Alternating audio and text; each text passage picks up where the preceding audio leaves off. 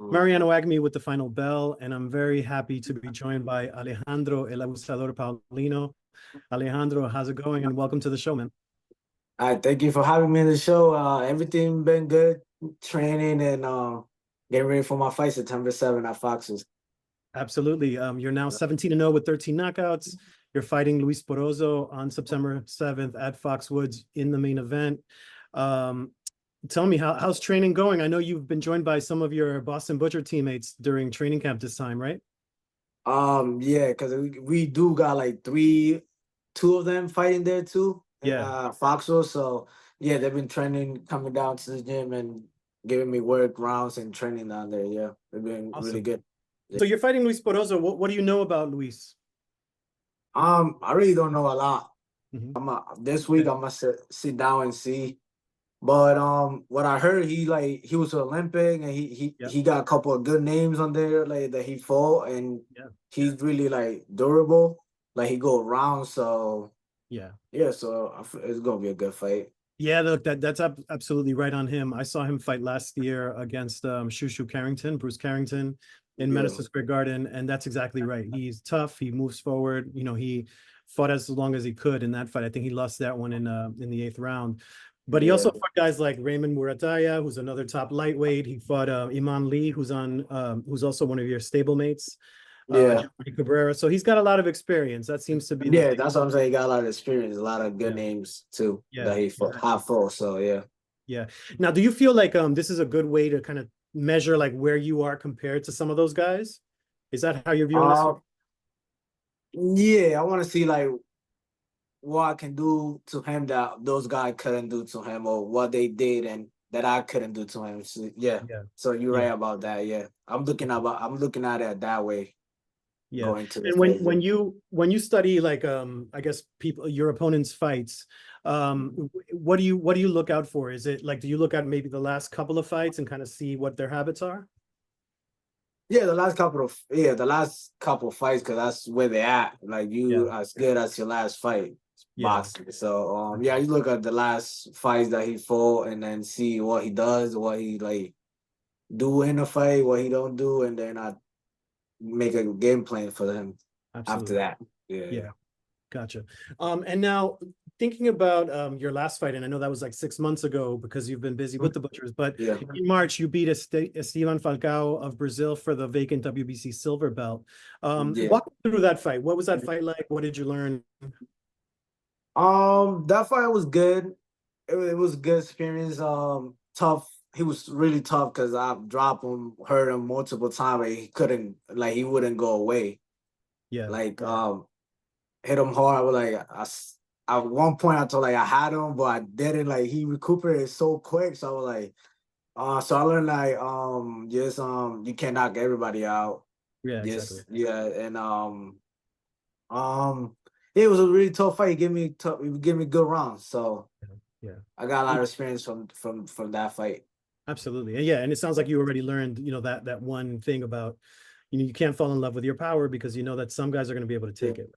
And I went all 8 rounds. That was good. That's always good too. So you can't. That's good. That's more experience for me. So definitely. And would you say that was the hardest fight of your career, or was D'Angelo Keys harder, the one before that? No, he was harder than D'Angelo. Yeah. D'Angelo was just trying to survive. He was like throwing punches back at me. So I feel like it was tougher than my last one with D'Angelo. He came to win. Yeah, and I know there was a controversial call, right, for a knockdown. What happened there in that round? He headbutted me, but he hit me with a shot after. But it was the headbutt at me that I was going down, and then he hit me with a shot after. So it was fast. So I was like, I guess I got dropped. I don't know. So when I was walking to the corner, it was like I was looking at the video. I was looking at the big screen, and he did headbutt me before, before I fall down. So it was a headbutt. Yeah. Isn't it kind of weird that this day and age, it's 2024, and we have so much technology, and a lot of these commissions still don't use instant replay to get it right? Get it right. Yeah, it was right there right in front of them. They could have just overturned that because it was a headbutt. Yeah, it was a flashy headbutt. So right. No, absolutely. And then right after that, you joined the Boston Butchers, and you've been fighting with them since May. I know you had a great record with them, 14-1, 6 knockdowns or knockouts during that time. And, you know, between you, I think Rashidi Ellis, Amelia Moore, you guys really kind of led the team to the semifinals in their first year. What was that experience like? It was amazing experience fighting from them. Like all the fighters, like we got to like hang out with each other and spend time together. Yeah. It was really good. And yeah, Amelia and Rashida, they really like they nice. You know what I'm saying? They nice and yeah, there's a lot of good experience with traveling, fighting as a team. Like, you know, boxing is a individual sport, so like fighting as a team, like it just like a new concept to it. And cheering for your fan, for your teammate, it was really good to have that experience. Yeah.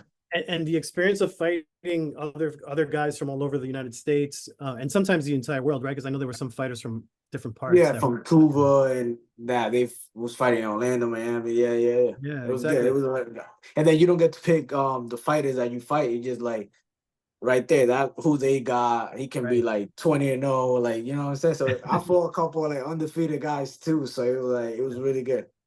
Yeah, and it gets you a chance to kind of see all these different styles, right? I know it's only one round, but you get to see the style and kind of experience. Yeah, different style. Yeah, there was a lot of southpaws. There was a lot of southpaws, and I fought a lot of southpaw, like 4 of them. Like so, I haven't fought a southpaw in as a pro yet, and I did it in Boston Butcher. So it's a good way to kind of get your feet wet, right? Yeah, basically. And some of these guys you might see again, right, as a professional. Yeah, that too.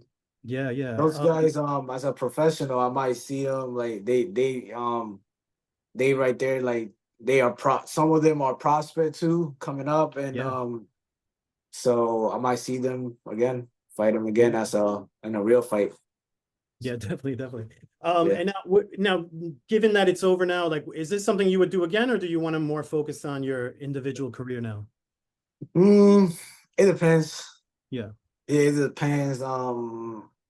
What it depends how my career is going from now to like next year when the Boston Butchers start. Yeah. So if I get like an opportunity to get a big fight, I'm not gonna do it. Obviously. Yeah. Yeah, you gotta. I think the individual career might come first, right? Yeah, always. Yeah, and then you look, given that you're pretty much the top prospect in on the CES boxing stable. I know that they have a lot of plans for you. Assuming everything goes well against Luis Porozo on September 7th, what are your goals? Like, what would you like to happen next for the end of this year and into next year?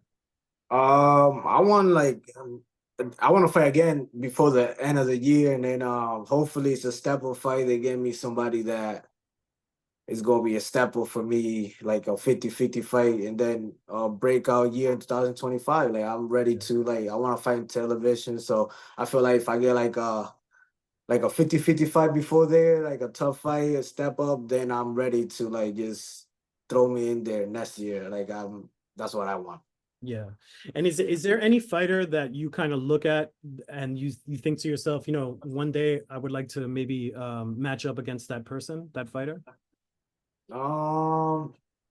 There's a lot of fighters, like everybody, all those top guys that are on my weight class, like I'll eventually want to fight them, you know what I'm saying?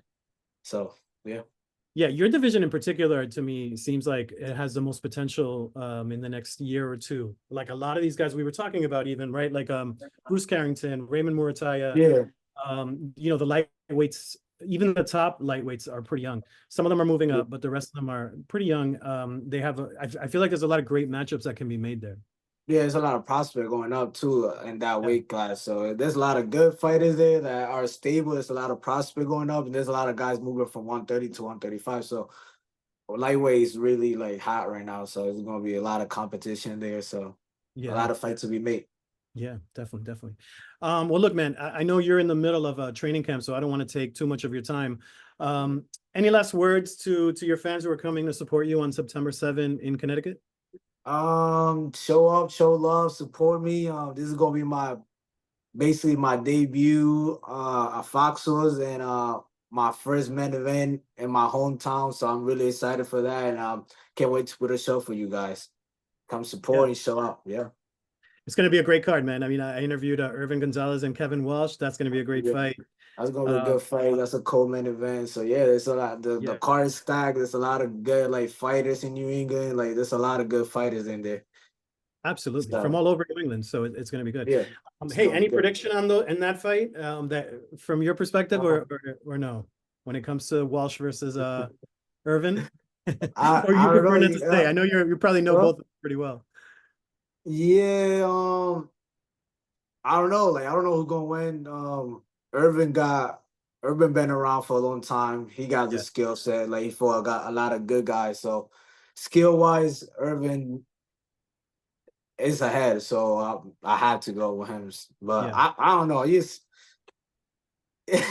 It's a good fight. It's gonna be a good fight. It's gonna be a good fight. I don't want to like just pick and stuff like that. I don't want to either guys feel bad. Just go there and do your best, and whoever wins wins. But yeah, and skill wise, come back another day, right? There's no shame in that. No shame in that. Yes, Irvin been around for a long time. He's been a pro since 2016 for some really good guys. So yeah, absolutely. So Kevin Walsh gonna have to I don't know. He gonna shock people if he get a win or something like that. You know what I'm saying? Yeah, exactly. I just feel like maybe because this is Kevin's more natural weight class. I know Irvin is moving up, but Irvin's a tall guy. So Irvin's tall. I think he's gonna handle the weight okay too. So I expect a really good fight. Yeah. Awesome, man. Well, thank you very much, man. Good. Best of luck in your training, and we'll talk again. Hopefully right after your fight. All right. Thank you. Appreciate it. Thank you, brother.